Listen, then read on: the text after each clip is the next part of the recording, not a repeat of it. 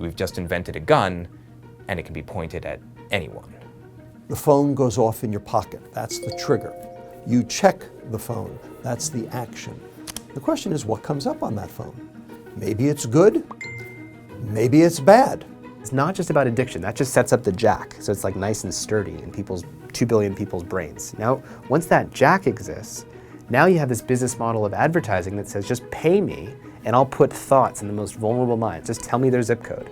Is Silicon Valley programming apps, or are we programming people?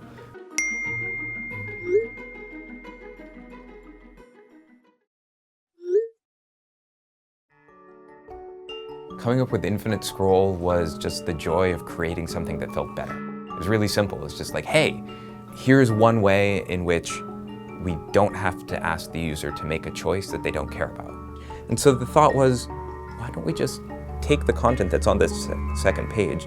The user is already scrolling. Scrolling already means show me more. So we just load in extra content and place it beneath and place it beneath and place it beneath.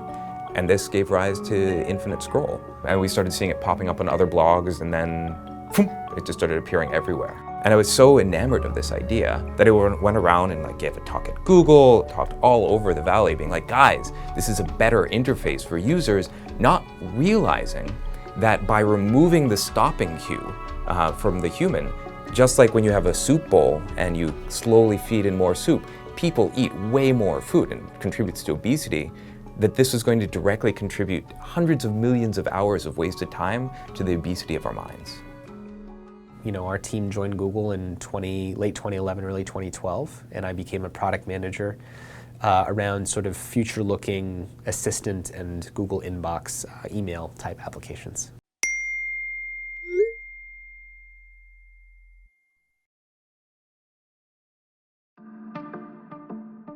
I made a slide deck that was kind of a manifesto, and it said, basically, we, never before in history have 50 designers who look like me, 20 to 35-year-old white engineers from California, decided what 1 billion people's attention or thoughts will be in a day, and that we have this enormous responsibility in how we're shaping and influencing people's minds. I designed it in a very high-impact way, and I sent it to 10 people for feedback. I went to work the next morning when I got in the Google bus, and I turned around. There was several different laptops that had it open on their screen, and so I really knew that it had created, a brief but important cultural moment.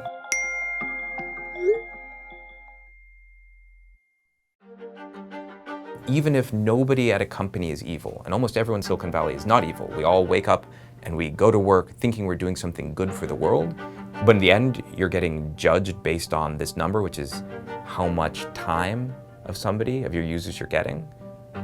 That's what your life, your promotions, your salary depends on. That's what you're going to optimize. I think that it wasn't through some kind of conscious process, but the engagement-based model is just so efficient at generating large amounts of revenue and the promise of revenue. Most people forget most of these apps didn't have any advertising, and you just assume that you're going to bake it in later. And that assumption comes from the fact that you have this business model in your back pocket called advertising that just says, if I can generate billions of users and hours of activity per user, I can just throw ads on that and suddenly I can make lots of money.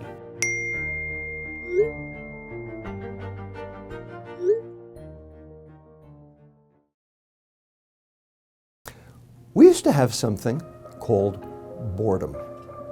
And boredom, for lack of a better word, is good. Because boredom is the time that you have imagination, where you actually create, where you actually grow specific neural connections. And we have taken that away because of technology filling that boredom void.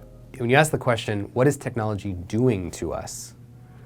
Then you have to take a microscope and hold it over a human animal, and right when you expose it to, say, a notification, like ding, and then you see it, a message from your friend saying something. Let's say that person turns their phone over and they go back to what they're doing. There's still an impact on that human animal. An impact in terms of thoughts that they're now thinking that they weren't going to think before. Feelings that they're now having, worries, anxieties, oh no, I have to get back to that person, I better get back to it, but they're going to think I need, all those thoughts start coming up. And then physiological levels where your stress response starts going up.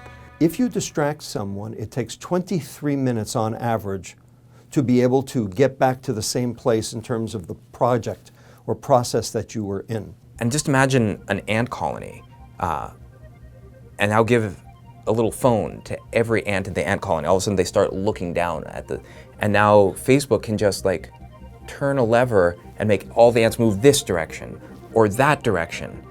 And that's both powerful and also terrifying. Like if you can hit a button and waste half an hour of every one of those ants' lives, just think about what that does.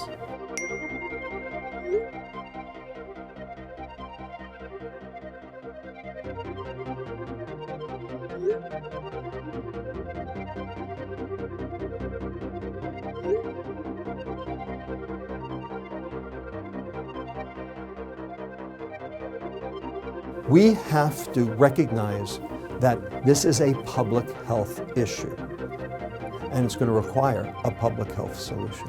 And the biggest and most significant change that happened when Google announced the Wellbeing Initiative is they're basically saying it's our responsibility as the people who make the product to design it in a different way that's more humane and that puts users' interests first.